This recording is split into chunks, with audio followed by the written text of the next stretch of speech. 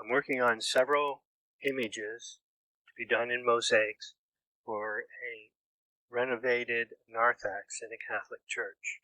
The space will be fairly narrow, and there will be shallow niches on both sides for the mosaics. The one that I'm working on now is an image of the Annunciation. Instead of having Gabriel as a full figure, I'm making the angel as a being of light. Mary is prayerful and slightly leaning towards the angel that is depicted by the hand and just a few indications of feathers. So this is where I am with the mosaic. In making the being of light, I've used a lot of iridized glass, various densities of glass, so that light will go through and reflect off the substrate or reflect off of the surface of the glass. So I'm utilizing the actual light in the piece to make the depiction, but also I'm using a Byzantine technique of tilting some of the tesserae. On domes, a mosaicist would often go up into the dome and set the individual tesserae and tilt it so that, for instance, a highlight in an eye of a figure would catch the reflection of the candelabras around the floor in the dome.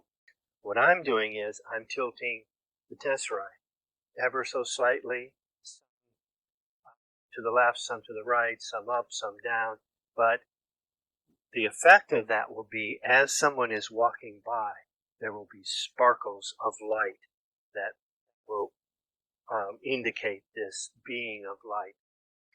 I'm now pretty much done with the angel, and I'm starting to work directly on Mary, and I'm using another Byzantine technique where figures have an outline. Usually it's a very dark outline, but in this case, because it's a figure of light, I'm having the very edge have a sort of a halo effect, because there will be the brightest white in the image all the way around the figure. I'm now at the point where I'm working on Mary. I had taken some photographic studies so that I could model the light from the light source of Gabriel, model the light on the figure, and I'm translating that into the tesserae. But I'm doing that on a piece of shelf paper turned upside down so that the sticky side is up. And I can try out things before committing to the substrate. And that's important because as I model this, I'm working on pushing the chiaroscuro, making the darks darker, the lights lighter, and also still allowing for enough detail. That becomes very complicated because as I work an area and then add the next little section, color is transmutable.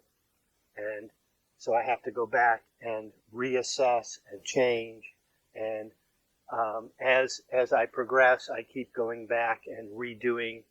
And when I get it completely worked out, then I will transfer it to the substrate. And I'll do that a passage at a time. So I'm working on the face, and then I'll work on the shoulder and the fabric, and then I'll work on the hands, and I'll build it slowly and take the time to make all of those multiple decisions and changes so that I get exactly what I want out of the modeling of the light.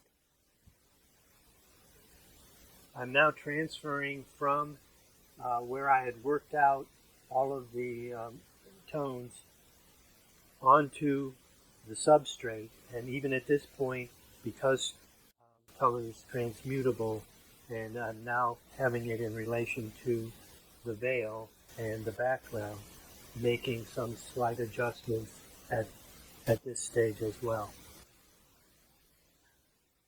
I've now made substantial progress on the mosaic. Each area,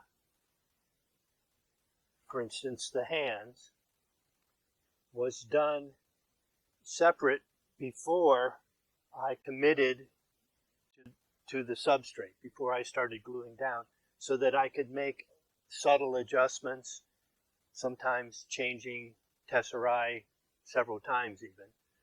And the entire mosaic is now complete, and I've moved on to the point of doing the finishing. That involves first grouting, and I like to grout with a neutral colored grout, not a bright white, but a platinum grout that's less strident, less in your face. And it also allows me to do zoning.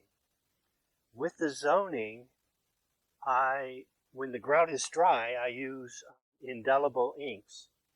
Instead of masking off each little area and doing, for instance, a blue grout in just that area and then a white grout here and on,